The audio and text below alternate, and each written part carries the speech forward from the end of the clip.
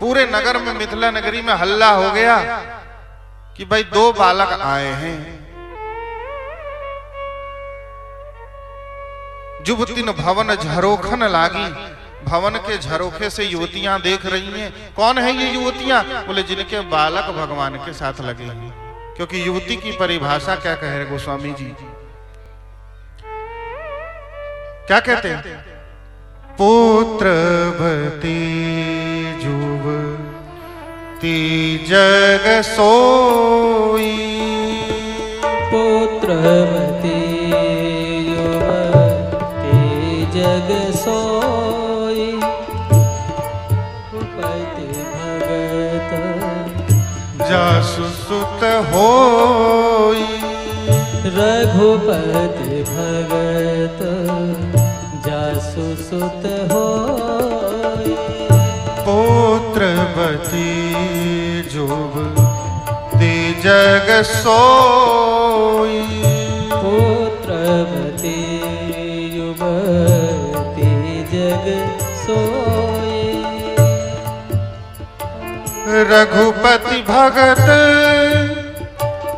रघुपति भगत जासु सुत होई, रघुपति भगत जासु सुत होई।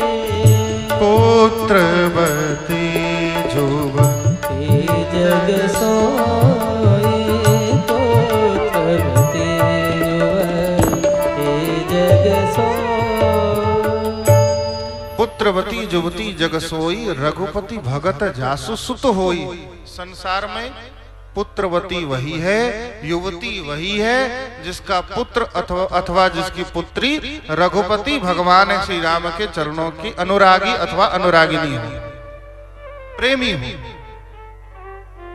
रघुपति भगत जासु सुत होई।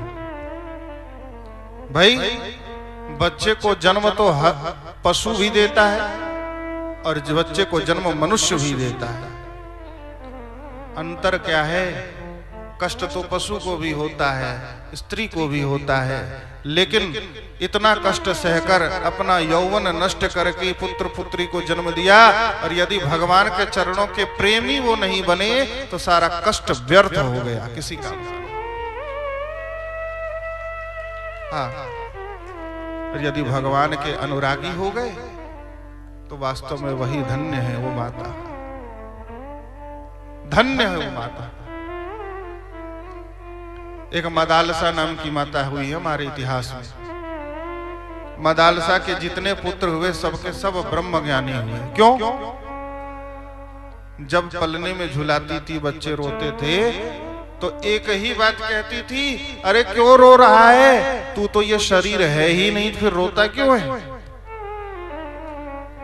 यदि तुझे कोई कष्ट है तो कष्ट तो शरीर को होता है, आत्मा को कष्ट नहीं होता। तो परमात्मा का सनातन अंश है तो शरीर नहीं है, इसलिए रोना बंद कर दो। ऐसी माता आज तक नहीं हुई। पलने में झूलने वाले अपने बच्चे को भी जो ज्ञान का उपदेश करती है। इसलिए देखो हमारे यहाँ इतिहास में ऐसी ऐसी माताएं, हमारे रामायण की एक माता है सुमित्रा, भागवत की एक माता है सुनीति, दोनों का नाम स से, दोनों के नाम में 3-3 अक्षर। और सुनो, दोनों ने अपने बच्चों को कहीं लगाया। सुनीति ने अपने बेटे ध्रुव को भगवान में लगा दिया और सुमित्रा ने अपने दोनों बेटों को राम जी और भरत जी के चरणों में डाल दिया। एक बात और, सुमित्रा के लिए रामचंद्र जी अवतार बनकर उनके पुत्रों के लिए हैं, और सुनीति के लिए स्वयं भगवान 1000 मुख बनाकर आ गए, सहस्र शीर्षा अवतार हो गया ध्रुव के लिए।